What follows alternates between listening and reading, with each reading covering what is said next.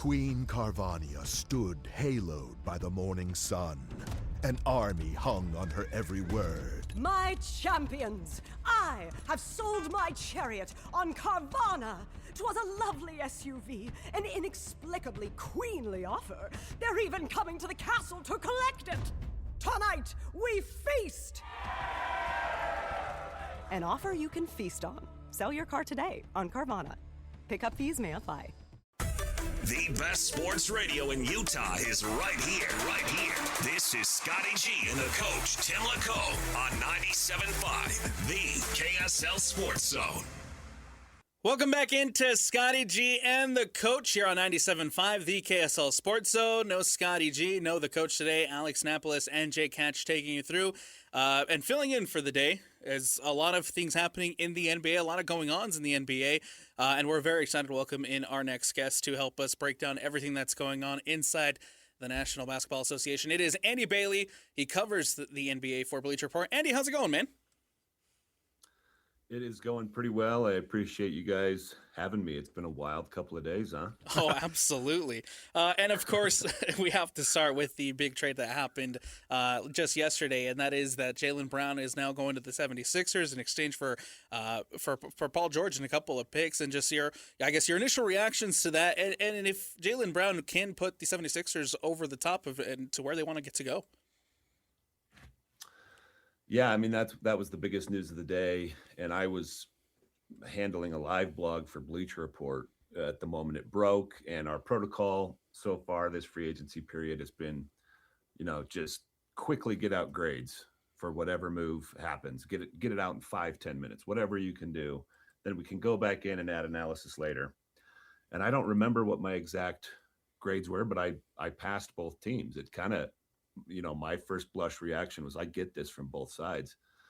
And I didn't really look at the internet's reaction to the deal until a little bit later. And I thought, am I crazy? Like, obviously people see this dramatically different than me. And I may have even tweeted about it a couple times without checking the reaction to that too until later.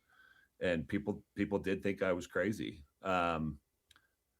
I think there's a few voices out in the wilderness kind of trying to justify this from Boston's perspective. I would consider me one of those. And so my general reaction to the trade is that I do understand it from both sides. I think it makes sense for Philly because they got off what was previously seen, and it probably still is by a lot of people, as one of the worst contracts in the NBA. It cost them some draft capital to do it, but I think Jaylen Brown fits that team pretty well. I think he'll fit with Maxey and Edgecombe, and to the extent he's available, Embiid. I do think it makes them better, but I also see why Boston did it. I think a lot of front offices viewed Jaylen Brown's contract as a negative asset. Paul George's is a year shorter. In the short term, I think he's going to be more willing to be a secondary player than Jaylen Brown was. And I've been saying this for 6 months now, maybe even more. I think Boston's success, while Jaylen Brown had a lot to do with it, I think there were other factors that are being wildly underrated over the last 6 or 7 months. Incredible system, incredible coach. And I think Tatum's going to they just won 56 games with Brown in an awesome system. I think Tatum's a better player. And so I don't think it's crazy to think that he'll replace what Jaylen Brown did last season. And now they have Mitchell Robinson. If George is healthy, I think he'll help a little bit. I can totally see the logic from both sides. Now, Andy, the East has had a bunch of teams making moves here because you have that move with Jaylen Brown. You move Kawhi Leonard to Toronto. You have Giannis going to Miami. Washington obviously has Trae Young and AD for the time being with AJ DiBonsa. Who's the class of the East right now, in your opinion? Is there one team that stands out above everybody else? It's definitely better, and I think it was better last year than it's historically been. One of my sort of pet takes for years now is it's kind of unfair how much better the West is than the East. Yeah, and everybody I think knows inherently that it's true. There's a divide between those two conferences, and some years it feels like varsity versus JV. But it's really a pretty huge competitive advantage for teams in the East. And I think it's starting to sway a little bit. over the last 2 or 3 years. And like you said, some of these teams are really, anteing up here. Like I think the Raptors could be really good with Kawhi Leonard in place of Brandon Ingram. They didn't really have to give up a ton either. It reminds me so much of the DeRozan trade when they got him last time. He's obviously 7 years older, so that's a big deal. But I think they've got a great foundation around him. I think Boston's still going to be good. I know I'm kind of alone in this, but I think they're going to win 50 plus games. If I had to make a pick, like this is the team I think is probably the best, I'd still go with the Knicks. They now have a ton of playoff experience between that core. I think that starting lineup fits together so well. It'll be interesting to see exactly how they fill out their supporting cast, because I think Mitchell Robinson was super important, and he's obviously not going to be there. But they did re-sign Shamet, and I think there's a pretty popular line of thinking now that you can piece together center minutes without spending a ton of money, which kind of defies what's happened in free agency the last few weeks, because those are really the only guys getting paid. Miami will be good. I don't know if I put them on like the same level as the Knicks, but obviously Giannis and Bam are going to be ridiculous defensively. I think they got some stuff to figure out on offense, but they're adding shooting, which is exactly what they needed to do in the wake of that trade. So lots of smart stuff happening in the East, which again is kind of a departure, because the gap between the two conferences for almost 30 years now has been pretty huge. Taking a look at the big move that happened here locally, of course, is Walker Kessler and his situation. Was going to be a restricted free agent heading into this offseason. And then yesterday, early in the morning, the news breaks that, of course, the Utah Jazz will be moving on from Walker Kessler via signing trade with the Los Angeles Lakers. Just ultimately, what you make of that move for LA, and is Walker Kessler the answer that they've been looking for at the 5? I'll start first with Utah. I've written a lot of words about the Jazz over the last couple of months, and there was always sort of a throw-in line about, or I'm just kind of operating under the assumption that Walker Kessler will be there. He's a restricted free agent. One of my favorite numbers for the Jazz is that over the course of this whole post-Gobert and Mitchell era, they've lost a lot of games, but they actually have a positive point differential when Markkanen and Kessler were on the floor together, which is kind of remarkable. And so I thought, if they're ready to turn the corner and start being competitive, Kessler's a great starting center for that. It could be kind of weird to figure out like the rotation. Are we going to play Markkanen at 3? Is Jaren Jackson exclusively a 4? But I figured they would just sort through those issues. When I saw they re-signed Yusuf Nurkic was the first time I had some pause. I thought, okay, maybe they are bracing for Walker Kessler's departure. I still thought they would re-sign him. And then when the news came out that it wasn't just LA signing him, but it was a trade, I immediately thought there's just no way Utah could have turned this down. They're already pretty deep in the front court. I mean, we talk about Markkanen, Triple J, and Nurkic. I think Kyle Filipowski has shown a decent amount in the last couple of years to suggest that he can be a rotation player. And I think what a lot of people are maybe underrating is there's also a decent amount of young talent in the backcourt with Keontae George and now Darren Peterson, that it may shift some guys down a position. Like I think Ace Bailey might have to play more 3 and probably not 4, but at least more 3 than he did last season. And that makes your front court a little more crowded too. So the like sheer basketball part of it, it's not that hard to swallow losing him, I don't think. And then you throw on top of it all the draft capital. That part of it honestly kind of blew my mind. Walker Kessler's a great rim protector, great rebounder. He only played 5 games last season. He's been on a losing team his whole career. That level of commitment to him really surprised me. And at the same time, like I can kind of see LA's justification for it. I do think it was an overpay, but they had to overpay to overcome restricted free agency. Luke is going to make him better. I think he'll make offense super easy for Walker Kessler. He's a massive upgrade over Ayton defensively. And in the wake of some of their other moves, like a lot of people hated him, but I think Colin Sexton's an underrated player. I think Quentin Grimes could be solid for them. I think they'll be at least as competitive as they were last year. the Lakers were really, really good when Reeves and Luka played without LeBron last 2 seasons. I think that's kind of a sneaky thing people don't pay attention to. Do I think they're like knocking on the door of OKC and San Antonio's contender status? No. But I can see why they did it. Now, Andy, the Jazz obviously are now left without a top-line center. They did bring back Yusuf Nurkic. They're apparently going to sign Jackson Hayes as well. How much concern do you have for the front line of the Jazz without Walker in that lineup? It's a hit, but like I said, I know there's a line of thinking that Jaren Jackson can only play the 4 and he has to be protected by a bigger 5 who can help him on the boards. And I think there's something to that. Jaren Jackson's rebounding numbers are indeed a little bit concerning, so I don't think you'd want him to play extended minutes at the 5. Yeah. But I do think he can play there, and I think you're a faster, more malleable team on both ends of the floor if he's playing the 5. You're going to need guards who are willing to gang rebound if Jaren Jackson is playing the 5 for you. Maybe what they do is start Nurkic and he becomes sort of years ago, I would call it a ceremonial starter. And at that time it was guys like Andre Roberson, Tony Allen was another one. They'd start and they'd play the first few minutes of each half, but really your better lineup is coming up later. There would be major rebounding concerns if you go Markkanen, Triple J, 4-5 for extended stretches. But I think you can overcome that with mobility on defense and just tons of firepower.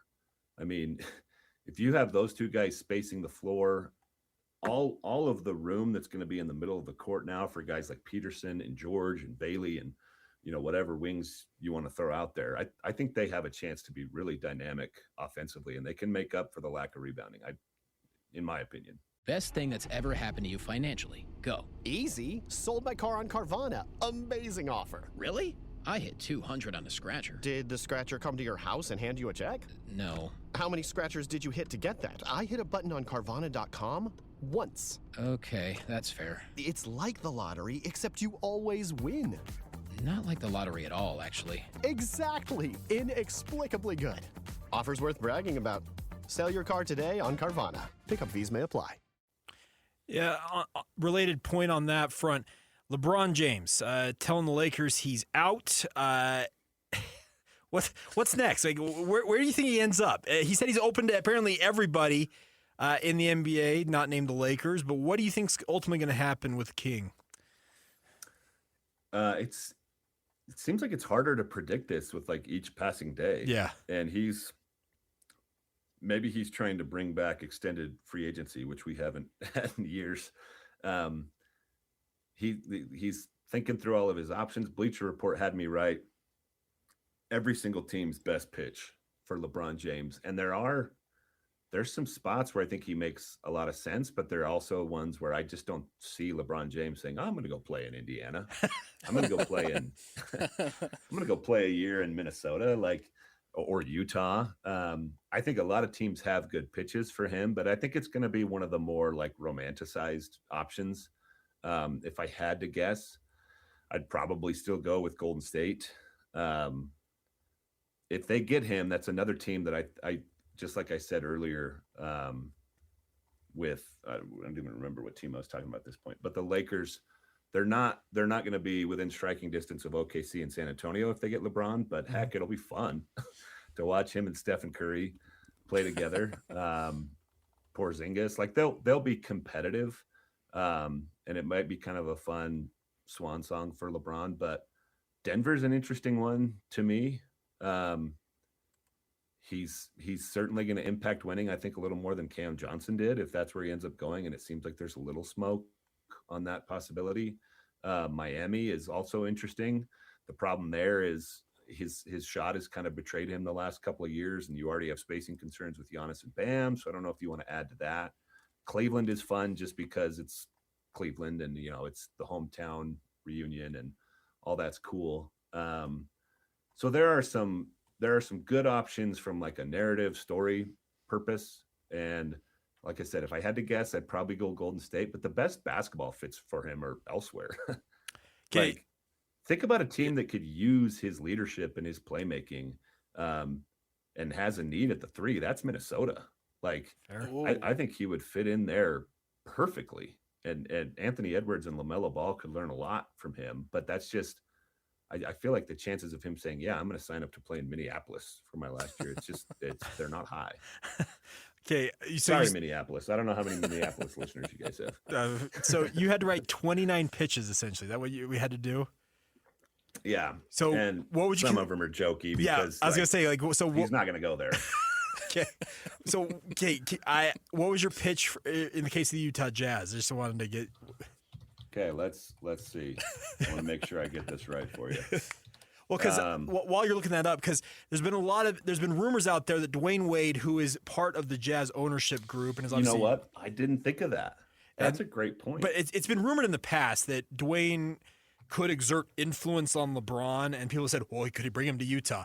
And I've always kind of been like, that's cute and all, because it's like you talk about romanticized, like, oh, that'd be crazy. But I'm genuinely curious to see where he ends up, because to your point, he may be dragging this out to force all of us to kind of sit and wait because extended free agency is a thing again.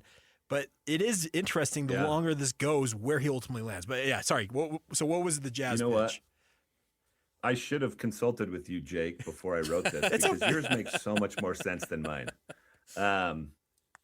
And I didn't even fully believe this as I wrote it. But the pitch was, That's awesome. Let's give a rabid fan base, which is the Utah Jazz, one of the best fan bases in the NBA. Let's give them their first title. And I'm pretty sure you'd have to play there for more than a year to get the Jazz their first title, because they're probably not ready to win it now. But it's another team. I wrote kind of a similar take for several teams, and I think it's in here somewhere with Utah. It's another team where he wouldn't have to carry like a huge load. Got it. Like Keontae George and Darren Peterson are going to do a lot of the perimeter playmaking. He may have to carry a bigger load now that Kessler is gone defensively, but at the same time, they got rim protection with Triple J. Like, he could just be a purely additive player there. But now I'm going to email my editor and say, Jay Catch pointed out the Dwayne Wade connection. I need to jump back in this draft. It's just one of those things, because Dwayne obviously they've been tied to the hip for so long because of what they're running in Miami and everything. I look at LeBron, even at 41 years old, and you and I, we've known each other for a long time. We've been coming on the station forever. It's insane to think that he's still competing at the age he's at, the number of minutes he's played, all the accolades he's won. He is still a fringe all-star level player when he's at his best. And I don't believe that's dropping off this season. I think he is that good, and he's capable of impacting any franchise he goes to. It would have to be a dramatic drop-off for him to not be a positive player next year. Because he was, I would say, probably a top 20 to 25 player. Like you said, that's about fringe all-star. And it really is mind-blowing that he's still performing at that level. And the other thing is, like, if he really is willing to take a minimum offer for somebody, and you provide like top 25 player value for $3 or $4 million a year, it's still probably the best move of the summer. Just from a value perspective. So he's going to, wherever he goes, it's going to make a big difference. For like I said, I think the story is maybe the coolest with Golden State, but I would like to see him take the minimum and go to a contender. Just because it makes the rest of the season more interesting to me. If he goes to the Warriors, it's cool to like, oh yeah, we were awesome in the Olympics a couple of years ago, but nobody's going to take them seriously as a title threat. It's just going to be a novelty. You brought up the Minnesota Timberwolves earlier with the LeBron, with potentially joining up LaMelo Ball and Anthony Edwards in Minnesota. But I mean, one of the things that's gotten lost in how many moves we've had in the last couple of days is the fact that they went all in on LaMelo Ball. What is it about LaMelo Ball that the Minnesota Timberwolves decided to go, put all their chips into the middle of the table and say, this is the guy we want next to Anthony Edwards? I don't know if I can answer that question specifically, because I probably wouldn't have done it. Right. To go all in to the degree they have. I will say, I feel like for a few years have thought LaMelo Ball is better than the general perception of him. His shot selection is crazy. Some of the passes he makes are crazy, but he's incredibly talented. And I've one of my favorite combinations in basketball, and I think it's something that's underrated, is passing ability combined with size. And LaMelo Ball has those two things. So I can see Tim Conley thinking, if you just think of it, if you take the two trades they made and kind of combine them and you think of it as LaMelo Ball is replacing Julius Randle, that's a talent upgrade. You kind of have to figure out the fit, because I think it's going to take some time to figure out who has the ball the most between him and Anthony Edwards. I do think he'll probably ultimately make Edwards' life easier. Edwards did a ton of stuff on the ball for them last year. So if you've got somebody taking some of that responsibility off his shoulders, it could help a little bit. But it sure puts a lot of pressure on Rudy Gobert on the back line, who's getting older every year. Not that Julius Randle was some great defender either, but he could at least guard some bigger bodies. There are definite concerns with Charlotte doing this. I don't mind them taking a swing. I'm not sure I would have taken this particular swing. I actually really like this trade for Charlotte, which is kind of weird because I just said I think LaMelo Ball is underrated, but I think they've got some stuff brewing there, and this adds flexibility in draft picks. So I sound kind of like a politician, because every trade this offseason, I'm like, well, I can see why they did it. I can see why they did it. There really haven't been a ton where I was like, geez, that makes no sense. I think the closest I got to that was Walker Kessler. That was really the first time all summer where my first reaction was, what is LA doing? I don't really understand this. Well, I kind of get it more now that I've had some time to sit with it, but that's the closest thing I would say to, like, I'm a little worried about that one. Okay, Andy. So you're no stranger to playing in summer league runs, apparently, as I understand it. I had a conversation with one of the media members here the other day. Apparently the Vegas Summer League this year is going to have some epic media runs. Are you going to be part of that? Man, I'll be honest. I was thinking about skipping Summer League for the first time in years, but now you have piqued my interest. I've heard, because I've never played in them. I'm nowhere near the level of players that trust me. We're talking like the Tony Jones of the world and whatnot. Oh, don't shortchange yourself, Jake. No. I can't hang with you guys. But I was talking, and they're like, apparently the big guns of the media are going to show up in Vegas, and they're expecting some pretty incredible runs here, Andy. You know. Okay, well, it's time to. Here's another email to send to my editor. It's time to apply for that summer league. I need to go to Vegas now. Sorry, on short notice. Yeah.